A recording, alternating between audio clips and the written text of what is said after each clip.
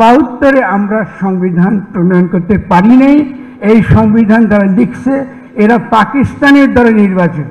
আমার জন্য অত্যন্ত আনন্দের এটা যে ইলিয়াসের তার যে বাংলা এডিশন এটা আমরা উদ্বোধন করছি। আমি মনে করি যে আমি দীর্ঘদিন তার ভক্ত, এবং এছাড়া শুধু তাই নয়, এখানে কনক সারোয়ার এবং পিনাকিকে আপনারা শুনেছেন, আমরা সকলেই কোনো না কোনোভাবে বিভিন্নভাবে যুক্ত বাংলাদেশের এই লড়াই সংগ্রামের মধ্যে। ফলে তাদের সাংবাদিকতার দিক থেকে ইনভেস্টিগেটিভ জার্নালিজম যেটাকে বলে, অনুসন্ধানী প্রতিবেদন, একটা তথ্য নির্ভর যে প্রতিবেদন, এটা আমাদের খুবই দরকার একটা রাজনৈতিক পরিগঠনের জন্য। এটা আমরা সকলে বুঝি।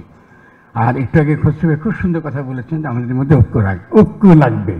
আমি কিছু অনৈক্যের কথা বলবো, আপনি আমাকে ক্ষমা করবেন, আমি আগে থেকে মাতৃ কথা বলতে শুরু করবো। প্রথমত এই গণঅভ্যুত্থান হওয়ার পরে একমাত্র স্মার্ট সিটি বসুন্ধরা আধুনিকতায় এক ধাপ এগিয়ে। আমাদের কিন্তু একটা গণঐক্য তৈরি হয়েছিল। এই গণঐক্যটা তৈরি হয়েছিল রক্ত দিয়ে, শহীদ হয়ে, পঙ্গু হয়ে থেকে। এই গণঐক্যকে নস্যাৎ করার জন্য আমরা জাতীয় ঐক্যের কথা বলা শুরু করেছি।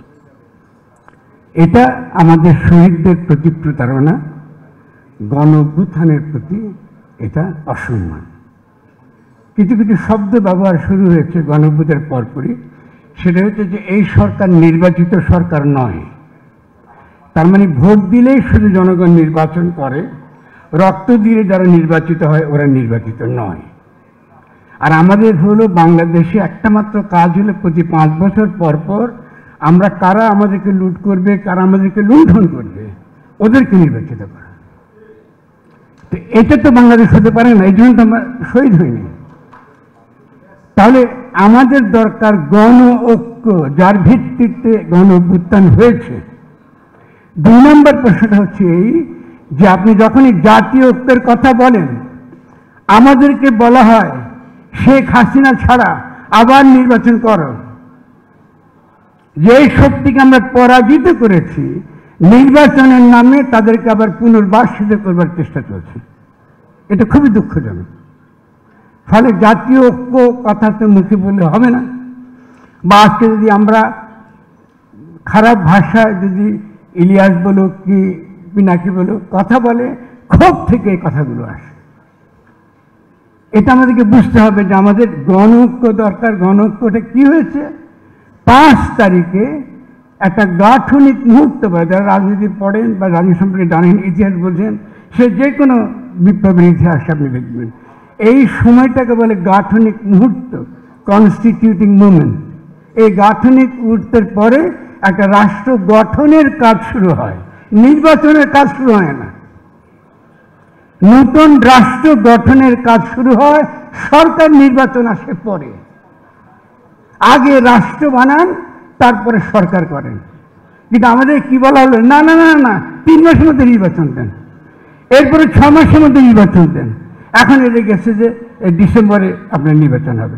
নির্বাচনের তো বিরুদ্ধে না আমরা, কিন্তু রাষ্ট্রটা বানাবার জন্য, নতুন যে বাংলাদেশ গঠন করার জন্য এতগুলো মানুষ জীবন দিল, এটা কেমনি শহীদ হয়ে গেলাম আমরা কিছুই পেলাম না। এই যে বিভিন্ন রকম সংস্কারের মেলাগুলো কমিটি বানিয়েছে ডক্টর ইউনূস সাহেব, এবং সেই কমিটিগুলো যেসব দলিল দিয়েছে এগুলো জনগণের কোনো কাজে লাগে না।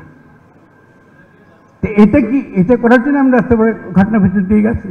তো আমি বিনয়ের সঙ্গে যে কথাটা বলবো সেটা হলো একটু আমরা ঠান্ডা মাথায় ভাবি, আমাদের গণ ঐক্য দরকার, আমাদের নতুন একটা গঠনতন্ত্র মানে একটা কনস্টিটিউশন দরকার। এবং যে কেন দরকার, কারণ 72-এ আমরা সংবিধান প্রণয়ন করতে পারি নাই। এই সংবিধান যারা লিখছে এরা পাকিস্তানের দ্বারা নির্বাচিত। ওইখানকার সংবিধান নির্বাচন করার জন্য তারা নির্বাচিত। ওই সংবিধান 50 বছর ধরে বাংলাদেশের জনগণের উপর চাপিয়ে রাখা হয়েছে। এই রক্ত দিয়ে আমরা এই নতুন গঠনতন্ত্র চেয়েছি, নতুন কনস্টিটিউশন চেয়েছি।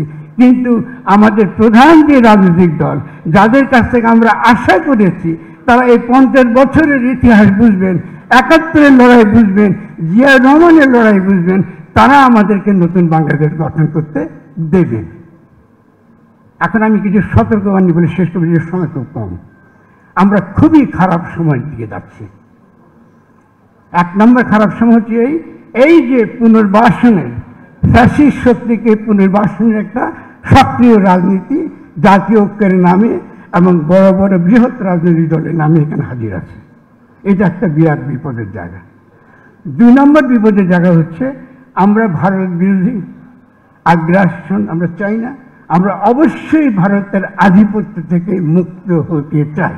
প্রশ্ন আছে ওটা, একটা প্রশ্ন সমাধান করবে। তারপরে তার মানে কি আপনারা মার্কিন আগ্রাসন চান? যদি আপনি এটা চান তাহলে আপনাকে ভারত, মার্কিন যুক্তরাষ্ট্র, এমনকি চীনেরও যে অর্থনৈতিক আধিপত্য সেখান থেকে আপনাকে দাঁড়াতে হবে, শক্তি অর্জন করতে হবে। আমি প্রশ্ন করি আমাদের রাজনৈতিক দলকে অত্যন্ত সম্মানের সঙ্গে, শ্রদ্ধার সঙ্গে, আপনাদের কোনো ক্যাপাসিটি আছে এগুলো ঠেকাবার? আজকে যদি বড় রাজনৈতিক দল দিকে তাকায়, মন্ত্রী হবার যোগ্যতা সম্পন্ন একটা লোক নেই। এটা কি? আমরা এভাবে থাকবো, একটা দেশ এভাবে শহীদ হব? মার্কিন যুক্তরাষ্ট্র এখন বলছে আমরা সমস্ত কিছু অতি চড়া দামে তাদের কাছ থেকে কিনতে হবে। শুধু তাই না, পচা জিনিস দিল, পচা গম দিল, ওটা আমদানি করতে বলে গেছে। এইসব চুক্তি হচ্ছে। আমাদের ইপিজেড গুলো আমাদের দেশকে দিয়ে দেওয়া হচ্ছে, বন্দর দিয়ে দেওয়া হচ্ছে, বিভিন্ন রকম এক্সপোর্ট প্রসেসিং জোনের নামে আপনার দেশ কিন্তু চলে যাচ্ছে। কি আড়ালে ভারত আগ্রাসন বিরোধিতা করছি আমরা, কিন্তু মার্কিন যে সকল আন্তর্জাতিক চুক্তি, এই সকল চুক্তির মাধ্যমে দেশের জনগণকে আরো গরিব, এই দেশটাকে আরো ধ্বংস করার যে সকল প্রক্রিয়া চলছে, আমরা তার বিরুদ্ধে মোটেও সচেতন নই। তার আমি কথা বাড়াবো না, একটু আবারও বলি বিনয়ের সঙ্গে, আমি জাতীয় ঐক্য চাই না, আমি গণ ঐক্য চাই। কারণ গণ ঐক্যটা কি জিনিস দেখেছি চোখের সামনে। আমরা এটা দ্বারা শেখ হাসিনাকে আমরা সরিয়েছি। আমি শেখ হাসিনা সরিয়ে একটা কি ওই যে পুরনো এক দফা এক দাবি, এর সাথে কবে যাবি? আমরা এই গণ অভ্যুত্থানের পরে ওই এক দফা এক দাবি হাসিনা থেকে কবে যাবি এই বলে আমরা রাষ্ট্রকে দিয়ে ওই পুরো সমস্ত আজকে মুগ্ধের সঙ্গে কি আমরা সাইদের সঙ্গে আরো হাজারো শহীদের সঙ্গে আমরা বিশ্বাসঘাতকতা করতে বসেছি। জনগণ এটা ক্ষমা করবে না।